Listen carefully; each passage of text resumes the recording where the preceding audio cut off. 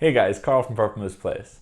Today I'm taking a look at a new game from Button Shy called Ragemore, another one in their 18-card wallet series of games, this time designed by Bojan Proklicek. I apologize if I pronounced that name incorrectly.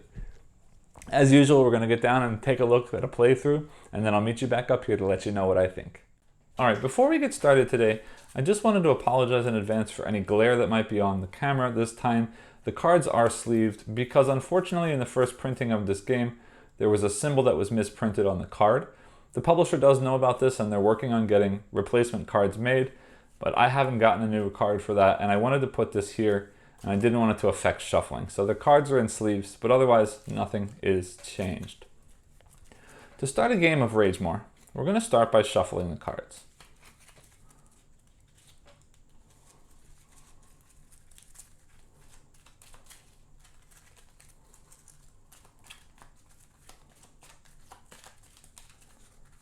And then we're going to begin to set up our quests for the game. To do that, we're going to start drawing from the bottom of the deck. We do that so that we don't see what's coming out. And we're going to draw 5 cards to set up our quests. There will be 2 quests to start.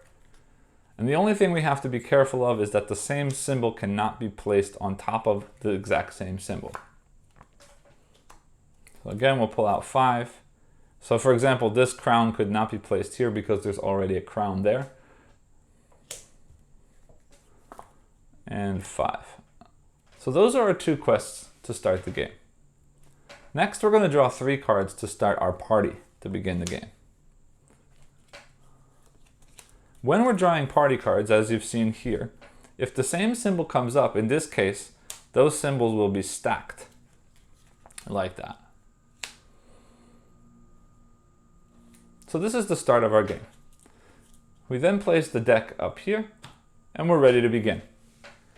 Now before I begin the game and before I begin the setup, I want to explain a little bit about the different areas that you're going to see on the board. Again, these 2 piles in the middle are quests. These piles down here are your own characters. This is your party. Up here is the deck. We're going to put 1 card in this space every round. That's called the encounter. Over here is where we're going to be putting our completed quests, and over here is what is called the graveyard, where we put anything that's been killed. So Ragemore is a sort of a set collection game where the purpose of the game is we need to create completed quests over here, and in order to win the game we need to have 2 quests that have at least 3 cards in them. And each of those is going to have matching symbols. So basically we need to have at least 3 cards of 2 different matching symbols. So a set of 3 here and a set of 3 here. Or actually a set of 3 or more and a set of 3 or more. Okay, so to do that, we're going to play the game, obviously, and I'm going to show you how that works in just a minute. But let me explain the different ways that we can lose the game. If I need to draw a card from this deck and I am unable to do so, the game is over. If both of these quests are completely gone, the game is over. If I am completely out of characters in my party, the game is over. And finally, if I have 3 or more cards in my graveyard, means 3 or more cards have been killed, the game is over. Also, one more that I forgot, if either of the quests ever has 4 or more cards in it, that also triggers the end of the game. Alright, so let's begin the game. I'm going to sort of play through as I explain to you how the game works, but we'll start here first. At the beginning of every round, we draw the top card here, and this card is called the encounter. So what's going to happen is, at the end of this round, if I haven't done anything to remove this card will be added to either of our quests. It's important to note that if there is only 1 quest remaining, this card cannot start a new quest. It must be added to the only quest that's remaining. That's not true for our party. When we add to our party, we can always place more because the party is always decided by the symbol on the card. But again, for the quest, if there's a quest that's already gone, we cannot create a new quest. We can only add to quests that exist already. Also, we need to remember that when we're placing, if a symbol is being placed on a symbol of the same type, it cannot be placed there. So it either needs to be placed in the other the other quest, or it will be killed into the graveyard. We'll see that come up in the game. So on my turn, after we've pulled this encounter card, I have one of 3 options. The first option is exploring. When I explore, I'm going to look at these symbols at the bottom of my cards in my party. And what I need to do is, I have to use all of the symbols on the card that I choose, and I'm going to find in either quest those symbols. When I say either quest, all of the symbols I'm using must be in the same quest. I cannot use one here and one here. They both must be here, or they both must be here if I'm using a card that has more than one symbol. So for example, this crown and this sun could be used for this crown and this sun, but they could not be used for this crown and this sun because they are in different quests.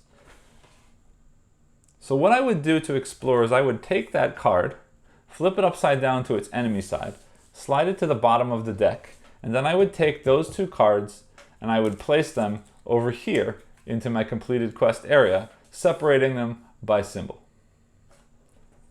That is how we explore.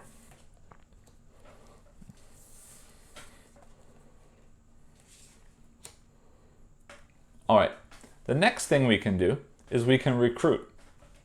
Recruiting functions very similar to explore, except we can recruit from here, here, here, or here. Any card that's physically visible on the play area can be recruited.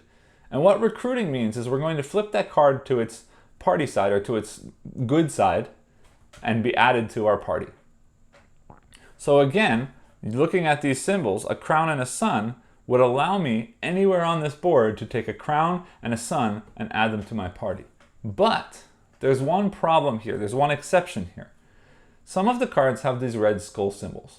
If they have a red skull symbol, you can still get them when you explore, but you cannot recruit these into your deck. So if I use this crown and this sun, I could take this crown, but this sun I can't recruit, and this sun I can't recruit. It means right now I cannot use this card to recruit.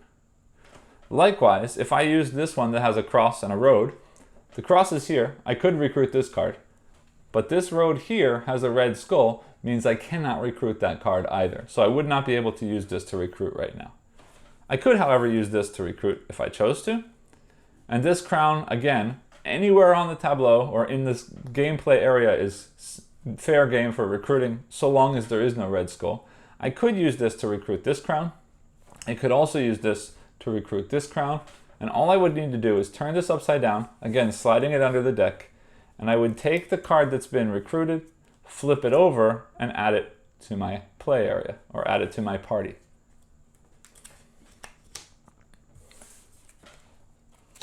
The last thing that we can do is fighting. And fighting is how we eliminate this card up here. Well, again, this card could be recruited, can't be explored, but another safe way to get rid of this encounter is to fight. And the way we're going to fight is we're going to choose a card in our party, and instead of looking at the symbols now, we're going to look at the number. And we're going to compare our number to the number in the top corner of the encounter. If the number is higher than the encounter, we can simply take that card, flip it over, and add it to our party. If the number is the same as the encounter, then we flip this card over and we put both of them to the bottom of the deck.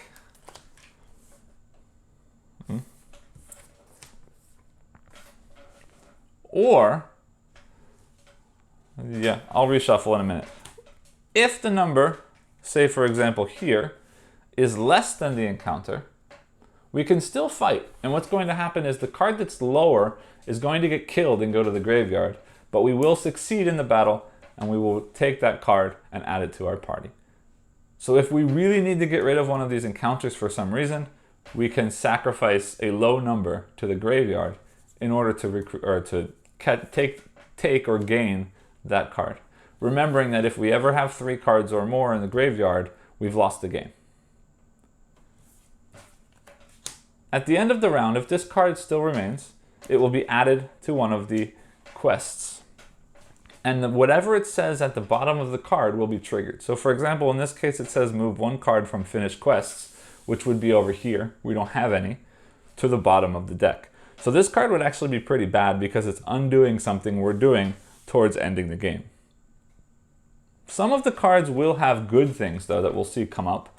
For example, this card will allow you to move 1 card from the graveyard to the bottom of the deck. And that means we're getting rid of that negative condition that's going to end the game. That's good. Some of them are going to have things like this that says gain next card if. So for example, if this card gets added here, it says gain the next card if it's a crown or a sun. This card is a crown. That means I would instantly get this card and put it into my party. All of the other ones you're going to see are bad for the most part. Kill means the next card in the deck will get added to the graveyard. If you see one that says play the next card, that means after this one gets added to a quest, the next card will also get added to a quest and will also trigger what it says at the bottom. So I hope that makes sense. I'm going to shuffle up one more time now that I've moved the cards around quite a bit, and I'll show you how the game plays.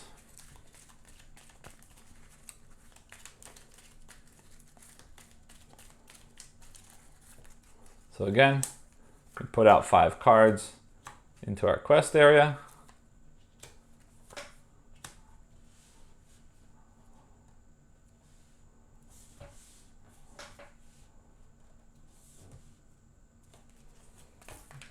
Three cards into our party. And I'll readjust on the camera in just a minute. And then these cards go up here at the top.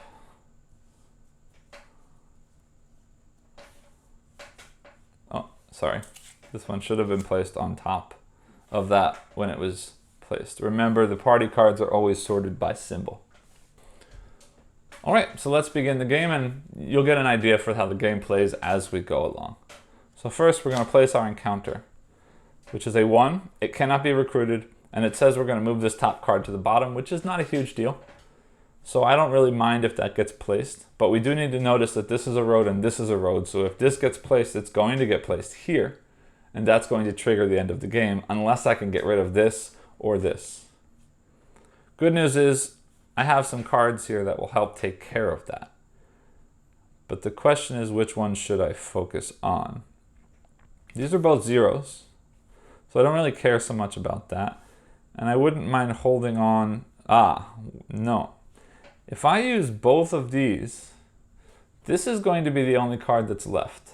And then I'll have a road here and a road here. And this is a road, so it would not be able to be placed either here or here and would go into my graveyard, which is not a good thing. So I don't want to use this card. One thing I forgot to mention, and this is a great place to point this out, I can use any card in a stack when I'm recruiting or when I'm exploring. But when I fight, I can only use the top card. So in this case, we're going to focus on exploring. I'm going to use this card, and remember, flipping it upside down, put it to the bottom of that deck, and I'm going to take the 2 cards that I just saw. Now, I am going to take the one with the skull, because I know later it can't be recruited, but it can be taken right now for a completed quest. So I've got 1 cross and 1 road, and now we see what happens. This card is going to move here. It cannot go here again because there's a road already. And it says move the top card to the bottom. So we're going to take this card on top and put it to the bottom of the deck.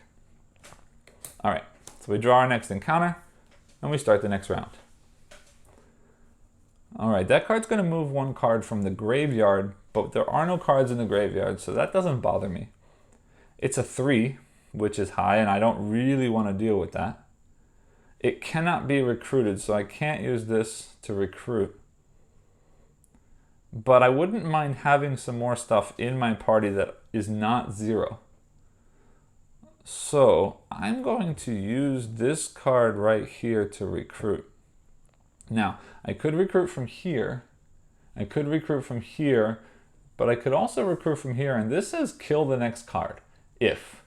I don't want to kill any cards, and this is a 3, so I'm going to use this crown and cross, and I'm going to recruit this crown and this cross. So they will both flip over and get added to my party. And this card comes down here. I could place it in either one, but at this point it doesn't seem to matter too much, but it could matter. If I can put this here, I could use this card here that's a crown and a road to recruit those without losing the entire quest pile. Remember, if we ever empty an entire quest, we can't add cards to it anymore. So that would be a bad thing. So I'm going to do that and we'll see what happens. All right. Next one says move the top card to the bottom. Again, not a big deal. We've got quite a few cards here, and I'm aiming for crosses and roads right now. These are all crosses, which is great. This one's going to get me a road. So I still would need one more road. Crowns don't really help too much right now. But, yes, why not? I'm going to use this card, and we will take these two in an explore action, adding this road to this group and starting a new one for crowns. This guy comes down. It cannot be placed here because it's the same symbol, so it will go here. Move the top card to the bottom. And then this one comes out. All right, so we've got some option with crosses. I don't really want to lose. If I fight this guy with this card, I lose them both back into the deck. And I don't really want to go down to one party member. If I use this to recruit him, I lose this one out of the game and I get this one, which could be nice. But I'm going to hold off on that. And there's only one cross that's recruitable, so I don't want to use that for that.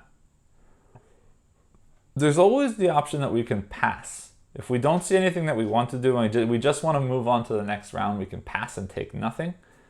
But I think I'm going to use this card to take this one. No, wait a minute, I'm wrong one, sorry. It was a cross, I take this one, which goes here. Now I've got two crosses and two roads. This one comes down again. It cannot go here because that's road. So it must go here. And it says kill the next card, which is this one. It goes into my graveyard. Then we pull here. This is worrying because this says kill one card in the quest tableau with the least cards. Means I would be putting this one in the graveyard.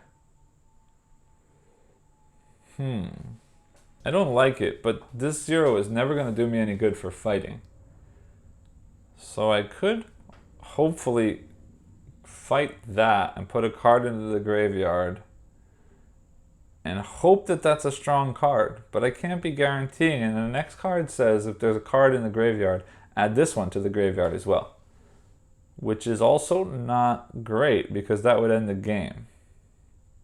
But this is not doing me any good. So let me do that and we'll see what happens. So I'm going to lose this, which gets me this card. All right. Well, we might be in trouble. So this comes out.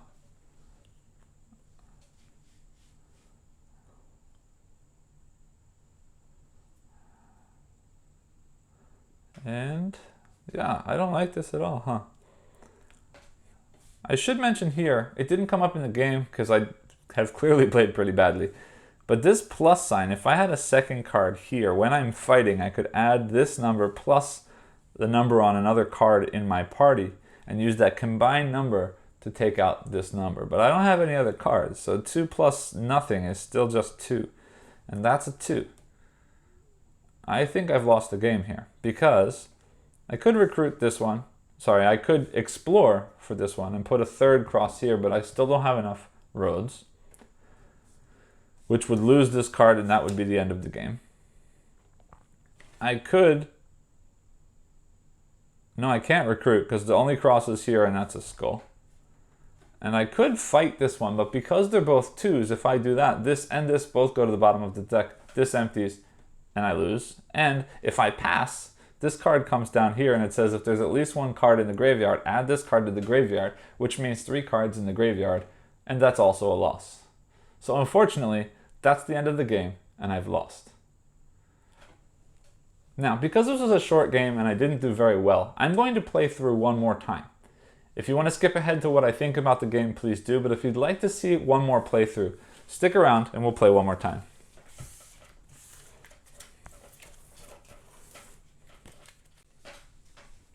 All right, so here we are set up for our next playthrough.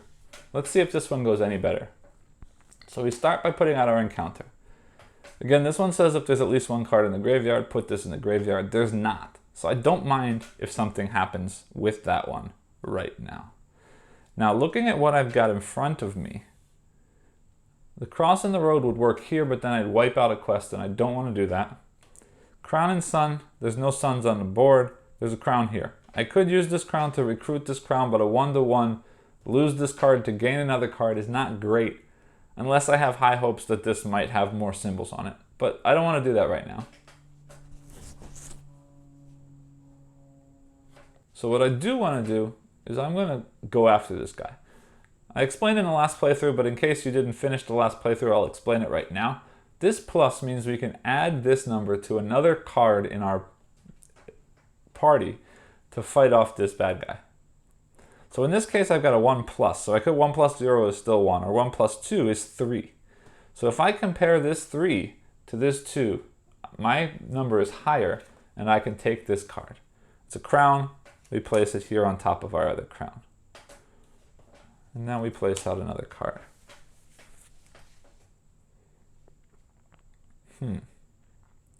All right, so this says move bottom card to the top. I could do the same thing I just did and add that to my party. But I don't want to thin this out because I do want more cards coming that I can start adding into my finished quests area. But I can't really do anything else except potentially take this. But this is a 2 and I don't really want to get rid of that yet. So what I'm going to do is I'm actually going to pass. I'm going to let this card come here. And it says move the bottom card to the top. So we're going to take the bottom card and put it on top of the deck. And then this is my new encounter. And the reason I did that is because now I can use this card right here, which is a cross and a road. And I can take from here without having any problems. So I want to put these two over here. And I've got a road and I've got a cross that is all set up in my finished quests. Now this card is going to move down here, and it says move one card from finished quests to the bottom, which is kind of sad. I've just undone what I did already, but at least I have one card there and I haven't really gotten hurt in any way. So next round, kill one card in the quest tableau with the least cards. I don't want that to continue being there. So I could recruit or kill. If I kill, the best I have is 3, and that's a 3. So I'll lose both of these cards and that one, which really hurts me because I'd only have one left in the party. So my only good option here is recruiting. So I could use a cross and a sun to recruit, taking this cross and this sun. Or I could use this crown and a sun to recruit, taking this crown and this sun. Now we've already started a cross over here, so I'd like to keep this cross to try and score on this. So I'm going to use this one, and I'm going to recruit this sun and this cross. Now you'll see here the cross and the cross are on top of each other. If this happens through your actions, that's fine. You just can't place it here when a card is moving from the encounter into the deck. So here's a crown, gets placed here, which is awesome. Now I've got 3 2s, and this is a 2 plus. So I've got a 4. I can kill anything that comes out if I need to. Next round. All right, so we're still looking to score crosses, but I haven't really started my second set of symbols yet. I'd like to use this to take these 2 cards, but I need something to place there first. The problem is, if I take this one, if I let this one come down, this card is going back to the bottom of the deck, and I don't want that to happen. So I'm going to use this 2 plus 2 to fight this and take this card, which goes here, which is another 2 plus, which is great for me. It gives me a little bit more flexibility and option. And then this comes out. And we'll see this, it says gain next card if it's a cross or a road, and this is a road. So if I let this come down, I will take this card, which is great for me. Because I want to use this. I want to use this. And I want to take these 2 cards. So I need something to come here. But the problem is this one can't go there. Ah, but that's okay. If this one comes here, then I have a cross and a sun, and I can leave a cross behind. That's fine with me. So I'm going to pass. And I'm going to let this card come here, which means this card is now mine and gets added right here. New card comes out. This one again says gain the next card if it's a sun or a crown. It is a sun, so I will get this one as well. So I'm going to use this cross sun here, putting it to the bottom of the deck, taking this cross and this sun. I chose that one again because it's not recruitable. So that goes well over there. So this card then comes down into the quests, which is there, and this comes over. Ah, no it doesn't. Gain next card if it's crown or a sun. This is a sun, so it flips over and gets added here. Now this one moves over. All right, so I see here this is getting pretty big, so I wouldn't mind getting that smaller. I don't have anything that has a sun and a cross, but I do have several crosses on their own, so I don't mind using them. I am starting to work on suns, so I wouldn't mind some more suns going back into the deck. So I'm going to use this cross here, putting that there, and I will take, again, the non-recruitable cross and add it here. So now we have our first set of 3. If I can get 2 more suns or 3 of something else, I've won the game. So next, this card comes down. I do see that I have a road and a sun here, so I'm going to put this one here, setting up the next round. And then it says move the bottom card to the top. All right, this comes over. Kill 1 card in the quest tableau with the least cards. I don't want that to happen. So I'm going to sacrifice this 0 card into the graveyard to take this card by fighting and adding it to my tableau. Now I'm not happy that this is here because I do want more suns in the deck to go over here, but it made things safe for me, so I'm going to go ahead and do that. Next round, move this over. Now I'm going to focus on, this is not a problem, this is also not a problem. So I'm going to take this road sun, put it there, which gets me this road and this sun. I've got a single road, got a double sun. Let's move these up so you can see them better. And then this card comes down.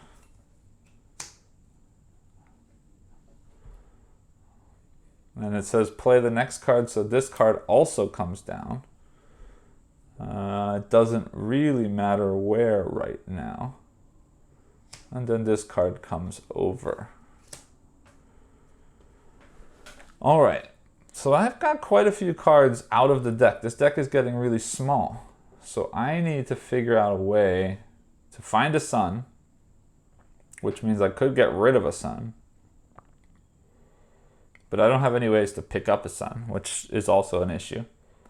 I could start recruiting, but if I start recruiting, that's not going to help either. Well, I don't really need this card here because I already have a 2+ there. And this is just going to make the deck get shuffled. All right, so I'm going to flip this over and fight. So that's 2 and 2 means these both go under the deck. And then the next round begins like that. Now I wouldn't mind picking up a card that might have a sun on the back side. 2 + 2 is 4 against this, I win. And I can flip this over, and I'm lucky it's got a sun. So this comes over. Now, this card says kill 1 card in the quest tableau with the least cards, which right now is this 1 road card. I don't care about this road card, so I don't mind that happening. And I have this cross and sun that if I can get this to trigger, I'll get my 3rd sun, and we will win the game. So I'm going to pass this round. This card's going to come here. It's going to kill 1 card in the quest, which is this one, because it had the fewest cards. Comes over here. I've got 2 cards in my graveyard. 2 cards in the graveyard is not a problem. We lose when there are 3 or more, so I'm safe. We start the next round. Again, I have a cross and a sun. I'm going to use that card. Gets me a cross and a sun. That cross goes there. That sun goes there. We have 3 suns, 4 crosses, and I've won the game. So while we're down here, let's just take a little bit of a look at the components for the game. As always, this is a button shy game. It comes in a wallet. This is the wallet that this game comes in. I really like what they've done with this wallet. The color of the wallet is very nice. I actually like that they went with a flat color this time and not the textured look, because it really makes this logo and font pop on the front of this wallet very well. I really like the font style that they went with. The symbol is really cool. This skull inside the O is very nice. I like this wallet a lot. The rules are the same thing you'll see in every button shy game. It's just a fold out rules. As far as I can tell, the rules are pretty easy to understand. I hope they've come across well in my video. The art on the front of the rules is pretty nice, which is always nice to see because, again, you don't get that art on the wallet. The wallet just has more stylized symbol or logo on the front, which, again, I said I really liked. But this artwork is also very nice, so it's nice to have a place that this could also be placed. Other than that, all we have are these cards.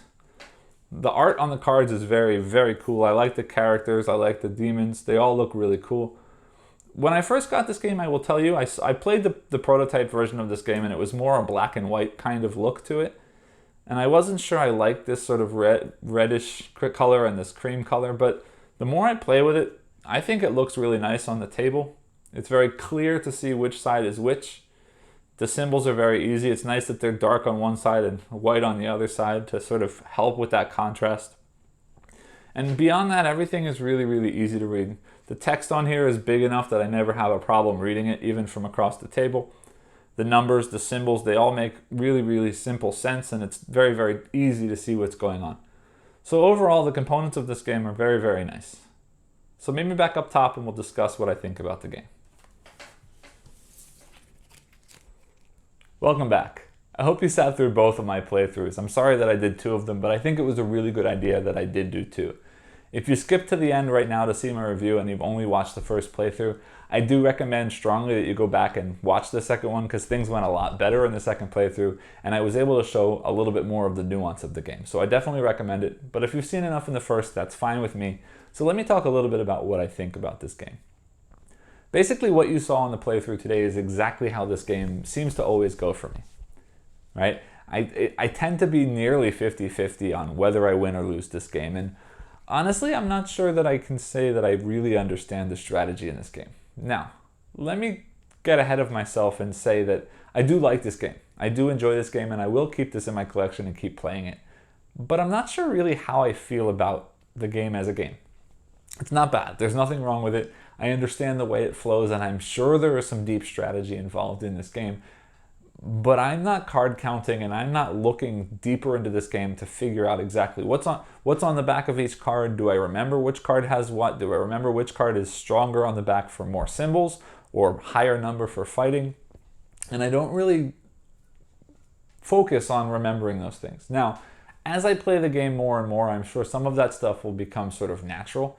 And also, I have noticed in the game that as I'm watching, I do pay attention to which cards are helpful to get things out of the graveyard or harmful to get things taken out of my finished quest area or things like that. So I am paying some attention to which cards have gone through, and I definitely, as you saw in my playthrough, am paying attention to making sure the correct symbols are in the right places so that I can use them to either recruit those symbols or get those symbols into my finished quest. So there are things that I'm focused on, and there are definitely goals that I'm aiming for. So I am trying, and I am attempting to win the game. But oftentimes it feels like I win or I lose because of something that comes out of the deck rather than something that I'm doing myself. So I'm not going to ever say that this is one of my favorite button shy games. But again, that does not mean I don't like this game. It just means it's not one of the top echelon games. I've already mentioned games like Skulls of Sedlec that I really love, and Pentaquark. Those are 2 games that I've already reviewed before, and if you're curious, definitely go check those out, because those are some of my absolute favorite button shy games. This one doesn't make it into that list, but I do like it, and I do like having a quick solo game that I can pull out and play. And this one gives me an interesting puzzle. It's not like any of the other solo games that I have in my collection. So for that reason, it will stay. But I do think there's a little bit of a negative here in that things are somewhat determined by the random luck of the draw when I play this game. And again, if I was better at maybe counting cards or paying attention to what's on the other side of a card, or different patterns and different strategies that might emerge from this game, and if you're the kind of player that does get into those kinds of things, then you might enjoy this game a lot more than I do. But for what it is, I really enjoy it, and I don't mind the randomness if it's just something I'm going to pull out and play through quickly, right? It is a quick game. So if I just want something to make my head spin for a little bit and sit down and play through a game, this is a game that I certainly don't mind pulling off the shelf to get played, because it is fun. The thinking process is interesting, even if I don't feel like I'm really in control of what I want to be in control of. I'm still turning those gears in my head, and it still feels good. And when I lose, it doesn't matter because it's quick. I can reset and go again, just like I did in this video. So again, as I said, I like this game. It's not one of my favorites, but definitely check it out if it's something that you think you might be interested in, because it's not a bad game. I hope you enjoyed everything you saw today. Remember to like and subscribe down below, and I'll see you next time.